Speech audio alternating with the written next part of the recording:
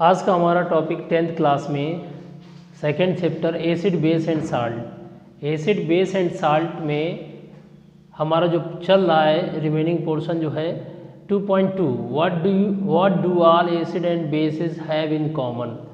Question में ये कह रहा है कि जो टॉपिक है सेक्शन 2.2 उसमें ये कह रहा है कि कॉमन चीज़ क्या है एसिड और बेस में, यानी एसिड और बेस की ऐसी केमिकल प्रॉपर्टी बताओ जो सिमिलर हो, ऐसी केमिकल प्रॉपर्टी बताओ जो सिमिलर हो एसिड और बेस में।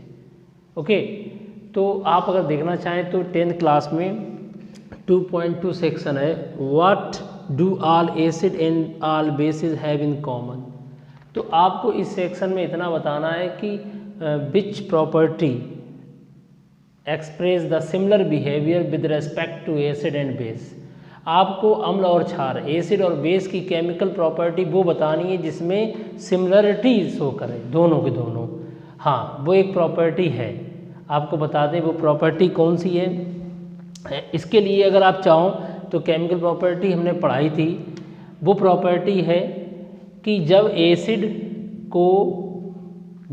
में रिएक्टिव मेटल रिएक्शन कराए, जैसे जिंक है रिएक्टिव मेटल है, इसको अगर आप एसिड में डालेंगे तो हाइड्रोजन गैस निकलेगी और वो एसिड मान लीजिए हमने ले लिया H2SO4 सल्फ्यूरिक एसिड, तो जिंक सल्फेट बनता था, याद होगा आपको केमिकल प्रॉपर्टी पढ़ाई थी आपको मैंने, तो हाइड्रोजन गैस निकलती थी। इसी तरीके से जिंक की अगर बेस से रिएक्शन करा दें NaOH से तो आपको बता दें इसमें बनता था सोडियम जिंकेट Na2ZnO2, ये Na2ZnO2 प्लस हाइड्रोजन गैस निकलती थी। अब आप देखिए दोनों केमिकल प्रॉपर्टी सिमिलर है। अगर आप ध्यान से देखें दोनों की केमिकल प्रॉपर्टी सिमिलर है, इसका मतलब metals react with acid as well as metal react with base and both form salt बनता है प्लस हाइड्रोजन गैस जरूर निकलती है।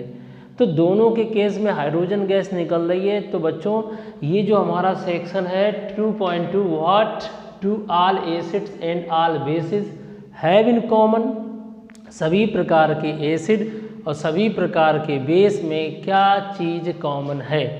तो दोनों में कॉमन चीज़ क्या है स्टूडेंट, दोनों में हाइड्रोजन गैस निकल रही है। देखिए एसिड में अगर हम मेटल की रिएक्शन कराएं तब भी हाइड्रोजन गैस मिल रही है और बेस में अगर हम मेटल की रिएक्शन करा रहे हैं तब भी हाइड्रोजन गैस मिल रही है। तो इस तरीके से दोनों के दोनों वह केमिकल प्रॉपर्टी बतानी थी जिसमें सिमिलरिटी हो। तो इसका मतलब कई स्टूडेंट इसकी लैंग्वेज नहीं समझ पाते हैं, तो इसका मतलब यहाँ पर आपको केमिकल प्रॉपर्टी बतानी थी एसिड बेस की जो कॉमन हो। ओके, तो आप तुरंत आंसर देंगे सर एसिड और बेस यदि दोनों में अगर हम मेटल को डालते हैं जनरली रिएक्टिव मेटल को तो हाइड्रोजन गैस इज लिबरेटेड, ये इसका आंसर है। ओके, चलिए स्टूडेंट्स अब हम लोग बढ़ते हैं एक्टिविटी 2.8। आप अपनी बुक NCERT निकाल लीजिए। उस NCERT की बुक में एक्टिविटी 2.8 दी गई है और उसमें ये डायग्राम बना हुआ है, एक तरह का एक सिस्टम बना है सेल का, ठीक है, वो हम बताएंगे। तो एक्टिविटी 2.8 बताने जा रहे हैं, बड़े ध्यान से समझिएगा। तो एक्टिविटी जो 2.8 है उसमें क्या आपको समझना है, पहले तो ये हम आपको रफ कर देते हैं। एक्टिविटी 2.8, अच्छा आपने प्रीवियस वीडियो देखे होंगे, मैंने एक एक एक्टिविटी बताई है और मैं हर एक्टिविटी बताऊंगा। और ये एक्टिविटी आप एक्सपेरिमेंट वाली एक आप बनाएंगे, बुकलेट बनाएंगे या कॉपी आती है उसमें आप एक्सपेरिमेंट 1 एक्टिविटी 1 इस तरीके से बना सकते हो और आप लैब में भी कर सकते हो, अच्छे समझ में भी आएगा। ठीक है, तो सबसे पहले हम इसको समझाते हैं। इसमें सबसे पहले क्या लिखा मैं पढ़ता हूँ, आप अपनी बुक निकाल लीजिए। Take solution of glucose, alcohol, hydrochloric acid और सल्फ्यूरिक एसिड। इन्होंने इस एक्टिविटी में कौन कौन से सॉल्यूशन लिए, इन्होंने सॉल्यूशन लिए हैं ग्लूकोज, मैं आपको बता दूं इन्होंने सॉल्यूशन लिया है ग्लूकोज का, इन्होंने सॉल्यूशन लिया अल्कोहल का, इन्होंने सॉल्यूशन लिया HCl का, इन्होंने लिया सल्फ्यूरिक एसिड का। ETC का मतलब इन्होंने और भी चीज़ें आप ले सकते हो, जो आप चाहो कोई भी सॉल्यूशन ले सकते हो। ओके, अब इन्होंने क्या किया, fix 2 nails on A cork and place the cork in 100 ml beaker. इन्होंने एक ये रबड़ कॉर्क लिया, उस पर जो है एक लोहे की कील इधर लगा दी, एक लोहे की कील इधर लगा दी। अब इन दोनों लोहे की कील में क्या है, ये इलेक्ट्रोलाइट का काम कर रहा है, मतलब इसमें इलेक्ट्रिसिटी कंडक्ट हो जाती है। स्टूडेंट आपको पता है लोहे की चीज़ों में फ्री इलेक्ट्रॉन्स होते हैं मेटल्स में, और मेटल्स इलेक्ट्रिसिटी को कंडक्ट कर देते हैं। ओके, तो अगर आप ध्यान से देखें, ये आयरन की कील है, आयरन की नेल है, इनमें हमने एक तार जोड़ दी है, वायर जोड़ दी है, इलेक्ट्रिसिटी वायर जोड़ दी है। अब इलेक्ट्रिसिटी वायर स्विच से जोड़ दी है, ये बल्ब लगा दिया, ये बैटरी लगा दी, 6 वोल्ट की बैटरी। आपको बताएं, जब आपने एक बल्ब को बैटरी से जोड़ते हो, दोनों तारों को, जैसे बल्ब बीच में, दोनों को बैटरी से जोड़ दिया। बैटरी में 2 चीज़ें होती हैं, एक प्लस एक माइनस। आपको पता, एक हिस्सा माइनस का होता है, एक हिस्सा प्लस का होता है बैटरी में। इन्हें इलेक्ट्रोड बोलते हैं। इलेक्ट्रोड 2 होते हैं, प्लस वाले को एनोड कहते हैं, प्लस वाले को हम लोग क्या कहते हैं, एनोड, और माइनस वाले को क्या कहते हैं, कैथोड। तो प्लस माइनस होते हैं, और जोड़ने से बल्ब जलने लगता है। अब यहाँ दोनों तार जुड़े नहीं, दोनों तार को काट दिया गया, कट कर लिया गया, और उन दोनों वायर को हमने लोहे की कील से जोड़ दिया और बीच में जोड़ दिया। अब हम इन दोनों के बीच में, यहाँ बीकर में हम लोग भर देंगे, जिसका हमें टेस्ट करना है। हमने इसमें तुम्हारी एक्टिविटी 2.8 में इन्होंने HCl भर दिया, डाइल्यूटेड HCl।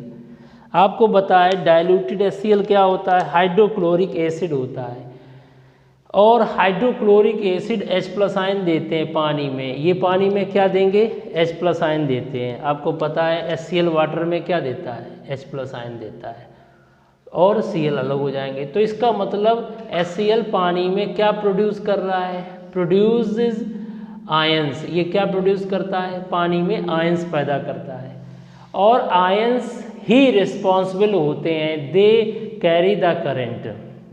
अगर किसी भी सॉल्यूशन में करंट का फ्लो हो रहा है, तो इसका मतलब उसमें फ्री आयंस होते हैं, और फ्री आयंस की वजह से करंट को वो कैरी करते हैं एक इलेक्ट्रोड से दूसरे इलेक्ट्रोड की तरफ।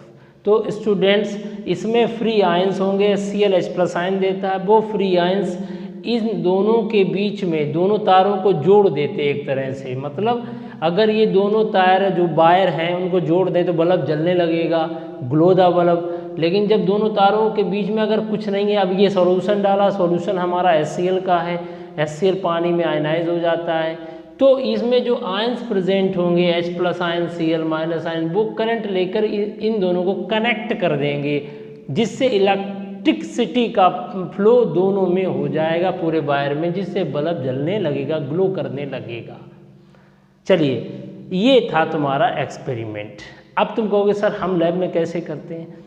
अगर आपको लैब में पूछा जाएगा, टीचर आपको क्या करेगा, 2-3 तरीके के सॉल्यूशन देगा, कहेगा चेक करो ये बल्ब को, मतलब क्या ग्लो करेगा बल्ब।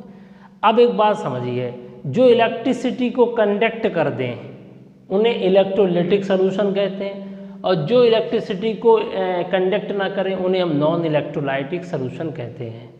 क्या कहते हैं, नॉन इलेक्ट्रोलाइटिक सॉल्यूशन कहते हैं। तो स्टूडेंट अगर आप ध्यान से देखें, इसमें अब आपको दिख रहा होगा इलेक्ट्रोलाइट और नॉन इलेक्ट्रोलाइट 2 प्रकार के सॉल्यूशन होते हैं। इलेक्ट्रोलाइट वे होते हैं जिनको पानी में डालने पर आयंस, मतलब वो आयंस देते हैं, वो आयनों में डिसोसिएट हो जाते हैं, यानी ब्रेक इनटू आयंस। तो अगर हम बात करते हैं, जब आप समझते हैं ना, तो समझते समय आप समझो, लिखना मत अभी है, जब आप बाद में लिखना, पहले समझ लीजिए। तो एसिड्स जो होते हैं, अगर हम बात करते हैं एसिड्स की या बेस की या साल्ट की, 3 चीज़ें होती हैं, एसिड्स, बेस, साल्ट। पानी में जो H+ आयन दे उसे एसिड्स कहते हैं, जो OH- आयन दे उसे हम बेस कहते हैं, और ये जो पानी में डालो नमक, तो नमक भी वाटर पानी में डालने पर आयनाइज हो जाता, आयनों में टूट जाते हैं। तो all types of acids, all types of bases and all types of salt, they can dissociate into water, ये पानी में डिसोसिएटेड हो जाते हैं और आयंस में बदल जाते हैं, एक कैटायन में एक एनायन में, और वही आयंस करंट को कैरी करते हैं जिससे इलेक्ट्रिसिटी का पूरे सर्किट में फ्लो होता है और बल्ब जलने लगता है, ग्लो करने लगता है। तो यदि इनके हमने इक्को सॉल्यूशन लिए, मतलब जली विलयन, अगर इन सबको वाटर में डाल के यहाँ रखा जाए तो बल्ब जलने लगेगा, ग्लो करने लगेगा।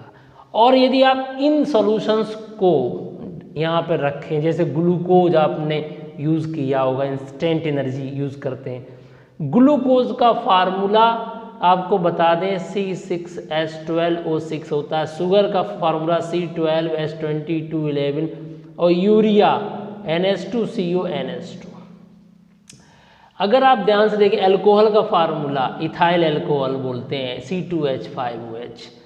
तो ये जो आपके सामने लिखे हैं फार्मूला, ये चीज़ ये जो ना ये पानी में केवल घुलते हैं, डिजॉल्व होते हैं, आयनाइज नहीं होते हैं।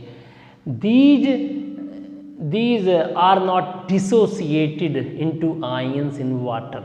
मतलब ये है इन्हें पानी में डालने पर ये पानी में घुलेंगे, शक्कर पानी में घुलेगी शुगर, लेकिन आयनाइज नहीं होगी।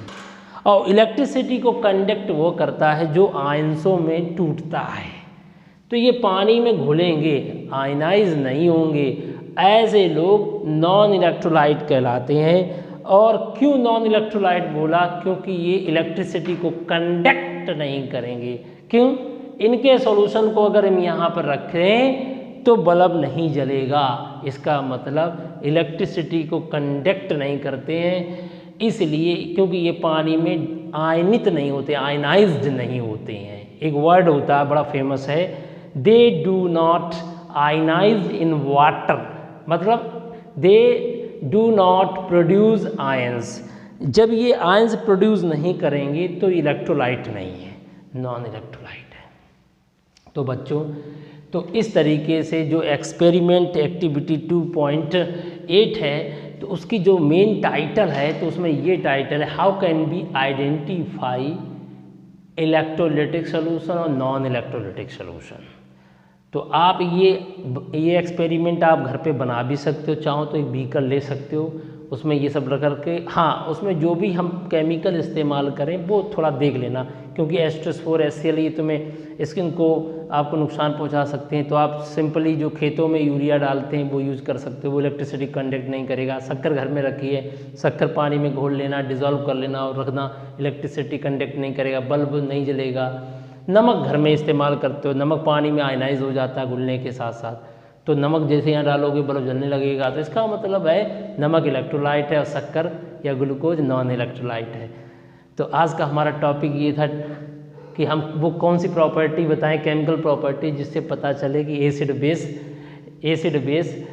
सिमिलर बिहेवियर शो करते हैं। वो है कि भाई एसिड बेस दोनों की मेटल से रिएक्शन कराएं, खासकर रिएक्टिव मेटल की, दोनों हाइड्रोजन गैस देते हैं, ये कॉमन है। फिर एक्टिविटी 2.8 से जो कंक्लूजन निकल रहा है वो एक्सपेरिमेंट सेटअप है, जिसमें हम ये पता करते हैं कि भाई कौन इलेक्ट्रोलाइटिक सोल्यूशन है, कौन नॉन इलेक्ट्रोलाइट पदार्थ है, सबस्टेंस दो होते हैं, इलेक्ट्रोलाइट नॉन इलेक्ट्रोलाइट। जो इलेक्ट्रिसिटी कंडक्ट करते हैं इक्को सोल्यूशन में वो इलेक्ट्रोलाइट होते हैं, जो इलेक्ट्रिसिटी कंडक्ट ना करे वो नॉन इलेक्ट्रोलाइट होते हैं। तो शक्कर घर में रखी है वो नॉन इलेक्ट्रोलाइट है, पानी में घुलती है, आयनाइज नहीं होती है, जबकि नमक पानी में घुलता भी है, आयनाइज भी होता है, वो इलेक्ट्रिसिटी को कंडक्ट कर देगा। तो दोस्तों, हमारे प्यारे स्टूडेंट्स, हमारा टॉपिक कैसा लगा ये आप कमेंट्स करिएगा, शेयर करिएगा। जिसने सब्सक्राइब नहीं करा प्लीज़ सब्सक्राइब करिएगा, और नेक्स्ट वीडियो के लिए हमारे वीडियोस देखते रहिए, रिस्पॉन्स करिए। Thank you very much and thanks for watching.